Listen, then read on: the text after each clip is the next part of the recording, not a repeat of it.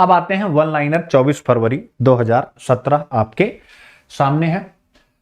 Russia ने Ukraine के संदर्भ में यह कहा है कि भारत की जो अप्रोच है बैलेंस्ड है, इंडिपेंडेंट है, रशिया इससे खुश है। अब मैं थोड़ा सा यूक्रेन की समस्या पर आप लोगों से 2 मिनट बात करना चाहूंगा और मुझे जरूर कमेंट करके बताइएगा कि जो मैं यूक्रेन की समस्या के बारे में आप लोगों के सामने बातचीत करने जा रहा हूं आप बहुत बेहतर ढंग से समझे कि नहीं। यानी इस 5 मिनट के लेक्चर के बाद आपके मन में 1% भी, खासकर जिनका ऑप्शनल है इतिहास, उनके लिए तो बहुत इंपॉर्टेंट है ये चर्चा सुनना, चूंकि अब युद्ध हो चुका है।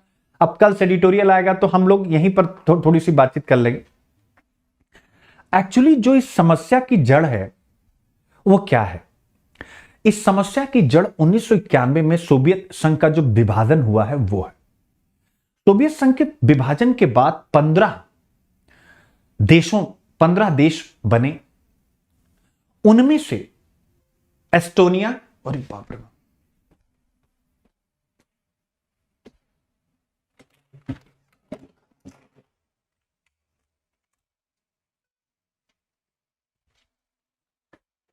उसमें से एस्टोनिया, लाटविया और लिथुआनिया, ये 3 देश नाटो के मेंबर बन गए।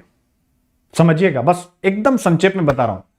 एस्टोनिया, लाटविया, लिथुआनिया, ये 3 रूस के साथ सीमा साझा करते हैं और ये तीनों नाटो के मेंबर बन गए। अब नाटो क्या बला है?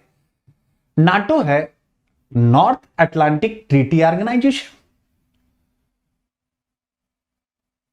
तो नाटो क्या कलेक्टिव सिक्योरिटी की संकल्पना पर काम करता है, सामूहिक सुरक्षा। यानी नाटो के 30 देश हैं, इनमें से किसी पर भी कोई आक्रमण करेगा तो कलेक्टिव सिक्योरिटी के कॉन्सेप्ट के कारण सबके ऊपर वह आक्रमण माना जाएगा। अच्छी बात। तो चूंकि एस्टोनिया, लाटविया, लिथुआनिया ये तीनों इनके मेंबर बन चुके हैं, जो पहले रूस का हिस्सा हुआ करते थे सोवियत संघ के नाम से जब वह फेडरेशन काम करता था, और इसके साथ साथ तुर्की भी रूस के साथ सीमा साझा करता है। तुर्की, और तुर्की नाटो का मेंबर है। यानी 4 ऐसे देश हो गए हैं जो रूस के साथ सीमा साझा करते हैं और वो सब नाटो के मेंबर हैं। यानी कि नाटो के मेंबर होने का मतलब होता है कि नाटो के मिसाइल, नाटो की सेनाओं की रीच इन क्षेत्रों के माध्यम से रूस तक है। अब जॉर्जिया और यूक्रेन, इनको भी नाटो ने ऑफर कर दिया कि आप आइए और आप हमारे मेंबर बनिए। क्या करिए? आप आइए और नाटो का मेंबर बनिए। वो बनना भी चाहते हैं। यूक्रेन क्यों बनना चाहता है? यूक्रेन इसलिए बनना चाहता है कि वह रूस के मुकाबले बहुत कमजोर है, आर्थिक रूप से भी, सैन्य बल के स्तर पर भी।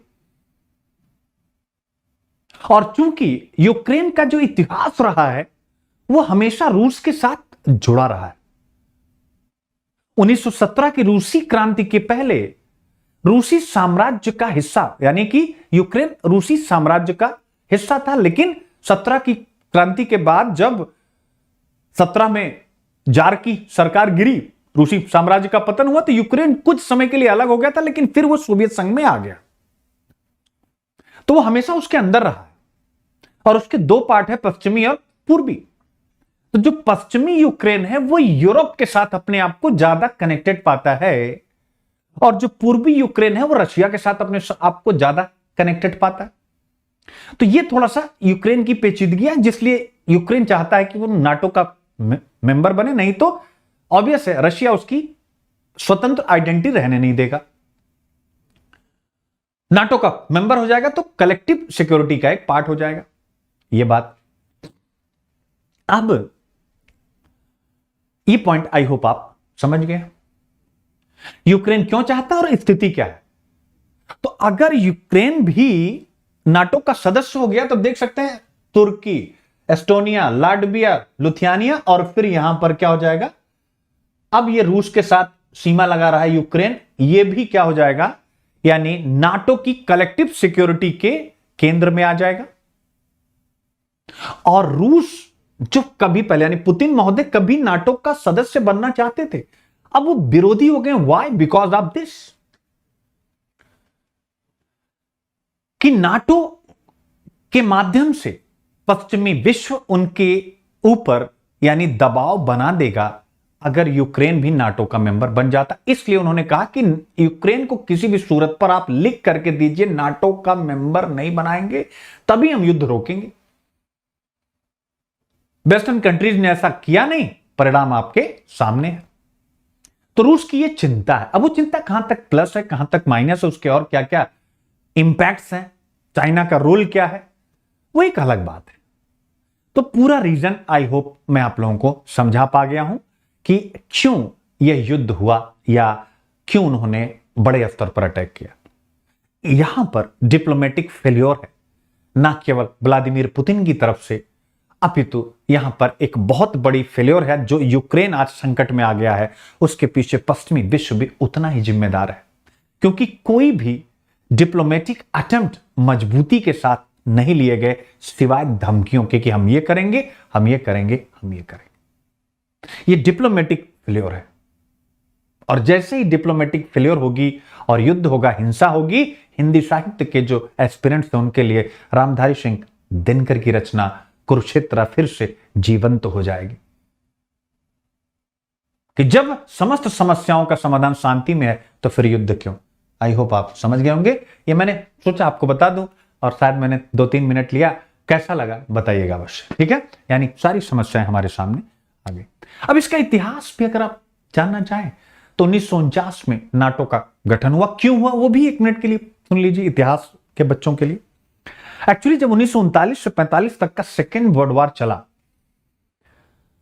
45 में खत्म हुआ, लेकिन 44 में ही जब रशिया से कहा गया बातचीत में अमेरिका के द्वारा, ब्रिटेन के द्वारा कि आप पूर्वी यूरोप से अपनी सेना हटा लीजिए, तो इन्होंने हटाया नहीं।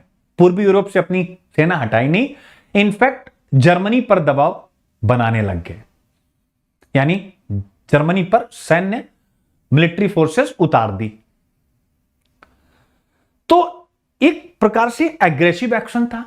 तो अमेरिका ने, क्योंकि सेकेंड वर्ल्ड वॉर में सबसे बड़ी महाशक्ति के रूप में परमाणु बम फेंकने के बाद सबसे बड़ी महाशक्ति के रूप में अमेरिका उभरा था। तो अमेरिका को लगा यार कुछ बड़ा किया जाए, और ये कोल्ड वॉर का दौर था, गुटबाजी भी चल रही थी। तो उन्होंने एक बड़ा गुट बनाया कलेक्टिव सिक्योरिटी के नाम से, that's called North Atlantic Treaty Organization, NATO का चल। ठीक है, तो चलिए आगे चलते हैं। फिर हो गया, तो अब क्या बोला इसमें, यूक्रेन वाले में तो कुछ पढ़ने वढ़ने की आवश्यकता ही नहीं आपको। अब हम लोग यहां से आगे बढ़ते हैं